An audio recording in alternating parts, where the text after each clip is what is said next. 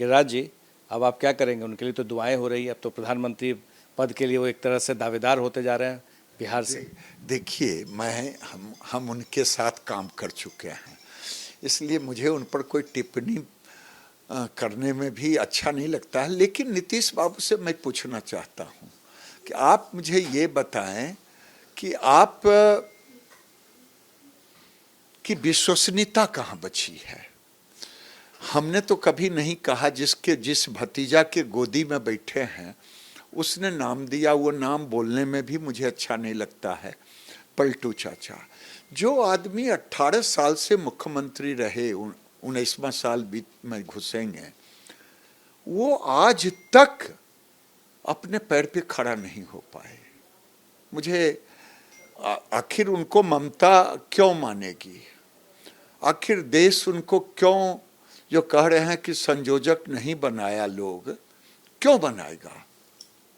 18 साल में जो आदमी 2010 में 115 सीट लिया और वो आदमी 2020 में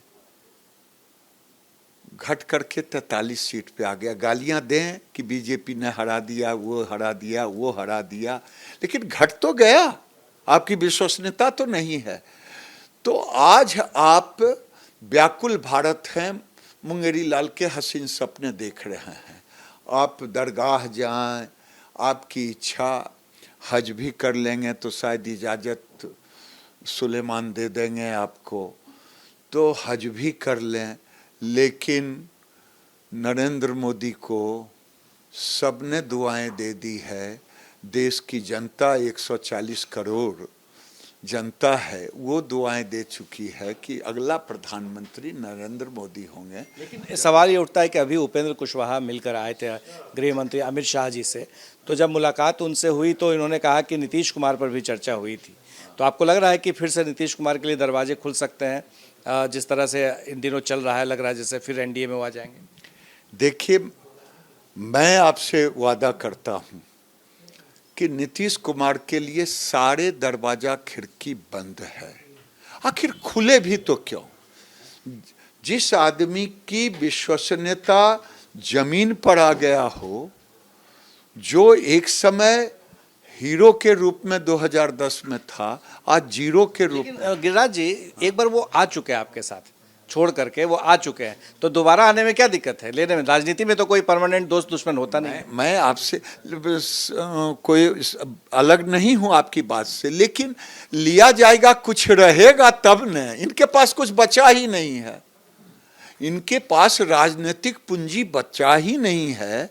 ये तो उस भतीजा की गोदी में खेल रहे हैं जो भतीजा पानी पी पी करके नाम रख दिया, ऐसा नाम कि हम लोग जीवन में बोल नहीं सकते, पलटू चाचा, वो नाम रख दिया।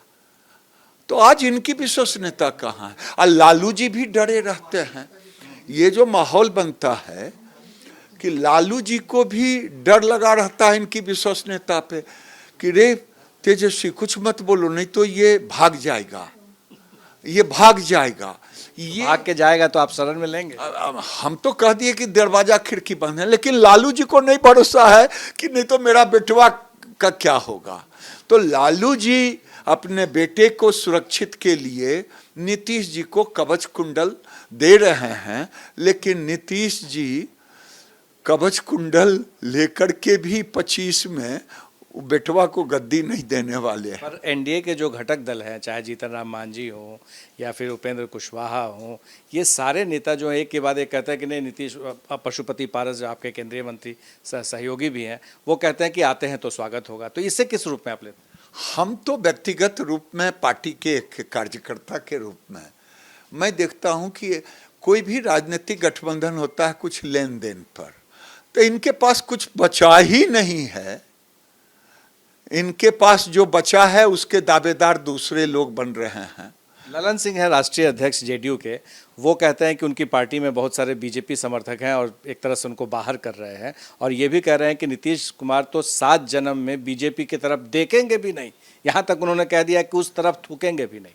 देखिए, नीतीश कुमार जी को हम तो कहते हैं एहसान फरोश्त हैं, क्योंकि भारतीय जनता पार्टी ने जब वो लालू जी से निकल के आए थे तो भारतीय जनता पार्टी ने उनको साथ लिया और ले करके बहुमत रह करके भी पहली बार मुख्यमंत्री का ओथ दिलवाया।